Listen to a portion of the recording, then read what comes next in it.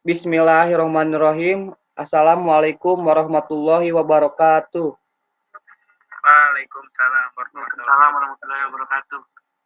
Nama saya Muhammad Yoga Pratama, kelas 17-6A, Fakultas Teknik Ars University.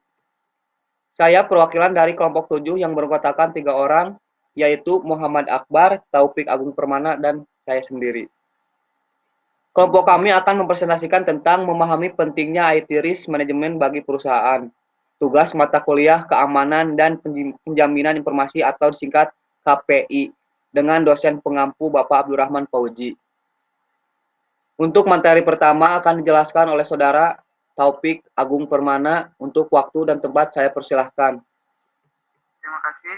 Assalamualaikum warahmatullahi wabarakatuh. Waalaikumsalam warahmatullahi wabarakatuh. Saya di sini akan menjelaskan pentingnya IT Risk Management bagi perusahaan. Untuk mencapai tujuan bisnis, seringkali perusahaan menggunakan teknologi informasi atau information technology IT sebagai basis dalam menciptakan layanan yang berkualitas ataupun dalam mengoptimalkan proses bisnisnya. Namun pada penerapannya, teknologi informasi memerlukan perencanaan yang strategis agar penerapannya dapat selaras dengan tujuan bisnisnya. Jika penerapan teknologi informasi tidak sesuai dengan arah bisnis perusahaan, maka hal ini yang akan menimbulkan resiko. Risiko yang timbul akibat penerapan teknologi informasi yang salah dapat menyebabkan proses bisnis yang tidak berjalan secara optimal. Timbul pula kerugian secara finansial dan berbagai hal yang dapat merugikan perusahaan. Oleh karena itu, diperlukan suatu pengukuran terhadap risiko penerapan teknologi informasi. Bagi perusahaan, penerapan ini berguna untuk mengetahui profil risiko teknologi informasi. Analisa terhadap risiko, kemudian mengambil tindakan terhadap risiko tersebut. Tidak terjadi dampak-dampak yang nantinya akan timbul oleh risiko tersebut.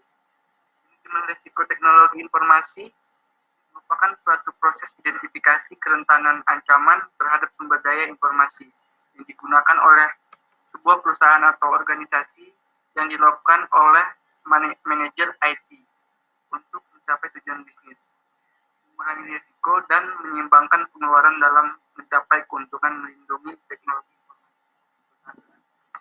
Dalam pelaksanaannya terdapat beberapa macam hambatan umum terhadap data dan sistem teknologi informasi yang meliputi kerusakan perangkat keras, perangkat lunak, malware, malicious software, virus software, spam, scam, dan phishing, kesalahan manusia, human error.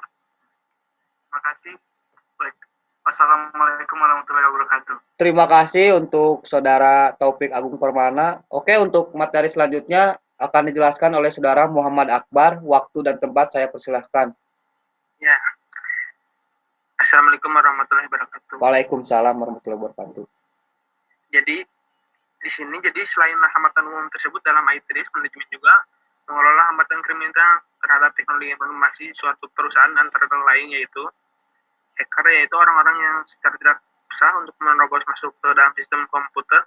Fraud yaitu menggunakan komputer untuk memanipulasi data untuk kepentingan yang melanggar hukum. Denial of service yaitu serangan online yang membuat pengguna tidak dapat mengakses situs tertentu. Staf dishonesty yaitu pencurian data atau informasi penting oleh karyawan internal perusahaan. Jika manajemen risiko diatur dengan baik, proses akan terus-menerus identifikasi masalah dan resolusi, maka sistem akan mudah melengkapi sistem lain. Ini termasuk organisasi, perencanaan dan pelanggaran dan kontrol biaya. Hal-hal yang tidak terduga akan berkurang karena di situ penekanan akan menjadi manajemen yang proaktif dan bukan reaktif. Dan di situ adapun proses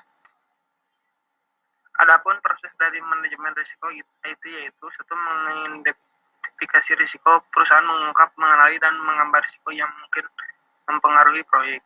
Dua, menganalisis risiko. Ketika risiko sudah diidentifikasi, perusahaan menentukan kemungkinan dan konsekuensi dari setiap risiko yang ada.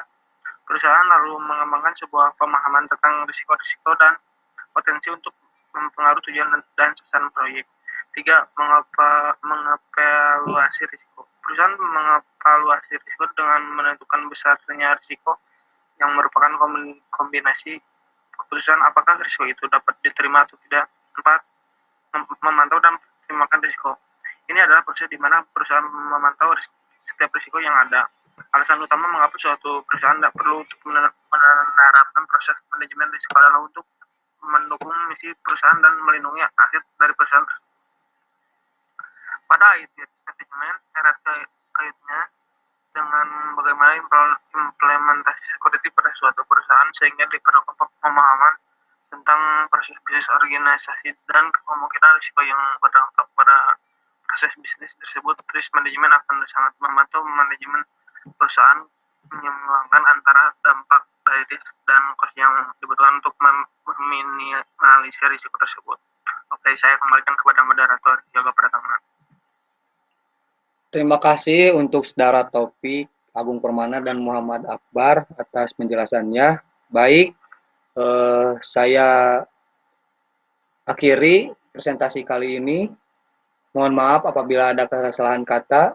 Wabillahi taufiq wal hidayah. Wassalamualaikum warahmatullahi wabarakatuh. Waalaikumsalam warahmatullahi wabarakatuh. Hah? Itu UMKM mana? Enggak, sih. Ke Senin terakhir lumayan 2,4. Hiji 2 ding lebaran.